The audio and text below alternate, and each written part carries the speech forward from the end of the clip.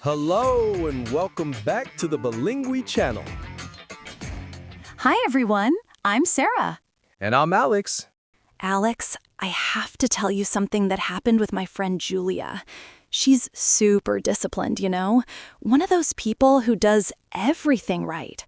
She was obsessed with the idea of sleeping 8, even 9 hours a night. She went to bed super early, but she was always complaining that she woke up feeling like a truck had hit her. Wait, but 9 hours of sleep? That's more than most people dream of having. Shouldn't she wake up feeling amazing? Exactly. That's what she thought. And the most ironic part is that her coworker, Mark, slept about 6.5, maybe 7 hours max. And the guy was a productivity machine. He would arrive at the office full of energy, with new ideas. And poor Julia was dragging herself around with a giant cup of coffee in her hand, not understanding a thing. That story is perfect because it illustrates exactly what we're going to talk about today. For everyone listening right now, do you sleep your sacred 8 hours and still wake up exhausted with no energy? We have good news. It's probably not your fault. It's the myth's fault. The 8-hour myth? I have a feeling you're about to break one of the golden rules of health today. Maybe not break it, but we're definitely going to put a big "it depends" on it. We're going to talk about why focusing on sleep quality and not just quantity is the real secret to waking up with superpowers. Superpowers! I love it! I want them! Because honestly, who doesn't want to wake up feeling incredible? We spend a third of our lives sleeping. The least we can expect is for it to work, right? Exactly. And the first step to understanding this is to stop thinking of sleep as a light switch that you just turn on and off. That's not how it works. Sleep is much more like a complex architecture, or maybe, to make it easier to visualize, like the levels in a video game. Levels in a video game? Okay, now you have my full attention. Explain that. Think of it like this. A full night of sleep isn't one single block of rest. It's made up of several cycles, and each cycle lasts about 90 minutes. Within each of these cycles, you go through different stages: light sleep, deep sleep, and REM sleep, which is when we dream most vividly. It's like you have level 1, level 2, level 3, and the final boss in each 90-minute cycle. Wow, that makes sense. So when we sleep, we play this game several times during the night? Like 4 or 5 times? Exactly. And deep sleep, the level 3 of our game, is where the magic happens. That's where your body repairs itself, your brain does a cleanup, consolidates memories. It's the most restorative stage of all. Now, imagine what happens if your alarm clock goes off right in the middle of this super deep stage. It's like being pulled out of the game by force, right when you were about to win. You're not just frustrated, you're completely lost, groggy. It's that horrible feeling of not knowing where you are, that famous waking up with a hangover without drinking. Perfect. That's the exact analogy. The problem for your friend Julia, and for millions of people, might not be the total time she spends in bed, but at what point in the cycle her alarm is waking her up. Sleeping for 9 hours can be terrible if it wakes you up in the middle of deep sleep, while 7 hours and 30 minutes, which is exactly 5 complete 90-minute cycles, could be the perfect point to wake up, feeling amazing, because the alarm catches you at the end of a cycle, in the lightest stage of sleep. That's revolutionary, really, because we get so stuck on the number 8 that we don't even stop to think about the structure behind it. But that brings me to another question. Me, for example, I've tried everything. There was a time when I decided I was going to become a 5 a.m. person. Ha ha! The famous 5 a.m. club. Let me guess how it went. It was a complete disaster. I would set the alarm for 5, go to bed earlier to get my 8 hours, everything perfect on paper. But when that alarm went off, Alex, it was torture. I would drag myself out of bed, my mood was terrible, I'd go to the gym and feel like my muscles were made of lead. I couldn't focus at work before 10 a.m. I felt like a failure, thinking, why can everyone be productive in the morning and I can't? Sarah, what you described isn't a character flaw or a lack of discipline.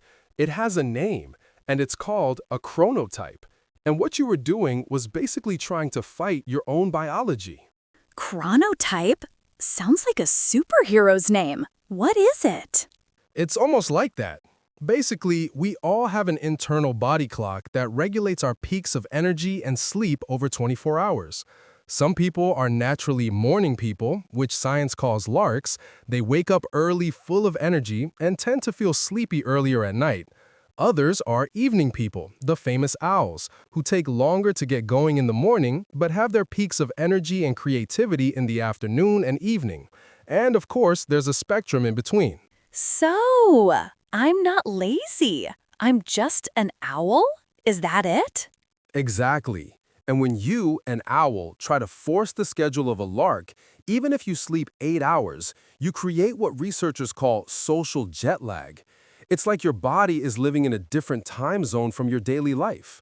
The cost is huge. Bad mood, difficulty concentrating, lower productivity. Basically, everything you felt. You were fighting your nature, and that's a battle we always lose. Wow, that takes a huge weight off my shoulders. We live in a culture that glorifies waking up early, as if it's the only formula for success. Knowing that biology plays such a strong role is liberating. But then, what's the solution? If I'm an owl, but I have to be at work at 9, what do I do? That's where our first mini solution comes in, which connects to the idea of 90-minute cycles. Instead of aiming for a fixed number of hours, start thinking in multiples of 90 minutes. If you need to wake up at 6:30 a.m., for example, use an online sleep calculator or do the math backwards. To wake up at 6:30, you should try to go to sleep around 11 p.m., which would give you 7 hours and 30 minutes of sleep, or 5 complete cycles. Or, if you can, go to sleep at 9:30 p.m. to get 9 hours, which is 6 cycles. Oh, I get it. The trick isn't the total time, but completing the cycles. So sometimes sleeping 7.5 hours can be much better than sleeping 8 hours, because with 8 hours, you run the risk of breaking a cycle in the middle. Exactly. The practical tip is try it out. For the next 2 weeks, try adjusting your bedtime to wake up at the end of a 90-minute cycle. See if you wake up feeling better with 6 hours, 7.5, or 9 hours. Listen to your body. It will give you the answer. This is about respecting your chronotype within your possibilities. Challenge accepted. I'm going to stop fighting with my biological clock and start working with it. That's a very powerful change in perspective. And that's the first piece of the puzzle. Okay, so you know when to wake up to feel good, respecting your cycles and your chronotype. But what if your sleep, even at the right time, is still low quality?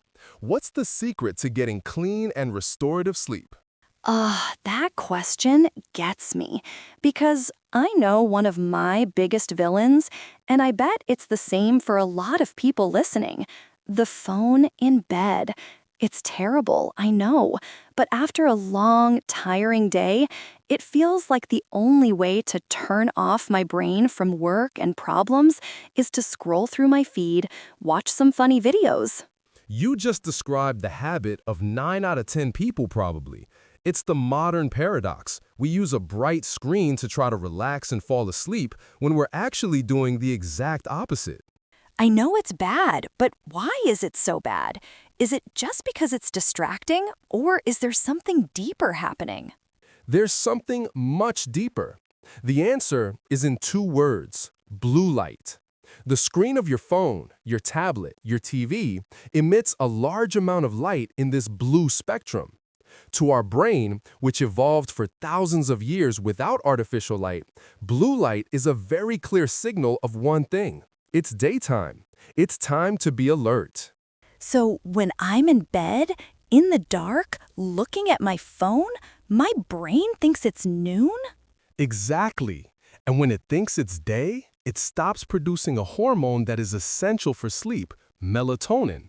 Think of melatonin as the vampire hormone or the darkness hormone. It's only released in large amounts when the environment is dark, and it's what signals to your entire body that it's time to slow down and sleep. The blue light from your phone is like garlic to a vampire. It just blocks melatonin production. Wow, the real cost of this is huge then. It's not just that it takes me longer to fall asleep. Even when I do sleep, it's not as deep and restorative because my brain didn't get the right chemical signal to go into repair mode. Perfectly put. You can even sleep your 7.5 hours, but if you spent the last hour on your phone, the architectural quality of your sleep was compromised. You didn't go as deep into the deep sleep stages, which are the most important ones. The result? You wake up feeling tired even though you slept the right amount of time. Okay, I'm convinced. No more nightly self-sabotage. What's the practical mini solution for this? And please, don't just say stop using your phone, because that feels impossible. No, the solution has to be realistic. The golden tip here is to create a screen-free hour. It's a commitment you make to yourself to put away all screens, phone, TV, computer, at least 30 to 60 minutes before you plan to sleep. A 1-hour digital detox before bed. I like that. But what do I do during that hour? Stare at the ceiling? Because, like I said, the phone is what turns off my head. That's the fun part. You replace the bad habit with a good one. What do you think would be good offline activities for this screen-free hour? Ah, now we're talking. Well, the first thing that comes to mind is reading paper books again. The smell of the book, the texture of the page, it's a much more relaxing experience. Another thing would be to listen to a calm podcast, like ours maybe, or a relaxing music playlist. Maybe even do some light stretches. Nothing too intense, just to release the tension in the body. Great ideas. Writing a little can also help, putting the day's worries on paper to empty your mind. The important thing is that the activity is relaxing and doesn't involve a bright screen in your face. It's about creating a ritual that signals to your brain the workday and the stimulation are over. Now it's time to relax. You know, Alex, I love all these ideas. I really do. But being very honest, and I think a lot of people will relate to this, what if I'm very anxious and my mind won't stop? Spending 30 minutes without my phone in silence will just make me think more about my problems, the bills I have to pay, what I have to do tomorrow. The screen, as bad as it is a distraction from the anxiety. That's the point. You've hit the heart of the matter, Sarah. That is the perfect counterpoint. Anxiety and stress are the great villains of sleep. They cancel out all our best efforts. You can have the perfect chronotype, the calculated cycles, your screen-free hour, but if your mind is in a Formula One race, you won't be able to sleep well. So, what's the solution for that? What beats anxiety at bedtime? The master solution, the idea that ties everything we've talked about together, is to understand that the secret isn't to try to sleep, but to learn how to slow down. Sleep is a consequence of relaxation, not a goal to be chased. What you need is a wind-down routine. A wind-down routine? That sounds like something an astronaut does. What does it mean in practice? Think about how our ancestors lived. The sun would set, activity would decrease, they would gather around a fire, conversations would get quieter. There was a natural process of slowing down. The body received a clear signal that the journey, the hunt, the work was over. Today, we go from 100 to 0. We finish an action-packed series on TV, an argument in a work email, and then lie down in bed expecting sleep to come magically. It doesn't work. Ah, so the wind-down routine is our artificial sunset. It's the ritual that brings everything together. It starts with us respecting our chronotype, choosing the right time, and then an hour before we start this routine, maybe with a warm tea, no caffeine, of course. Exactly. You have your tea, then you can do the light stretches you mentioned. After that, you read 10 pages of your book. All of this with the lights in the house lower, more yellow.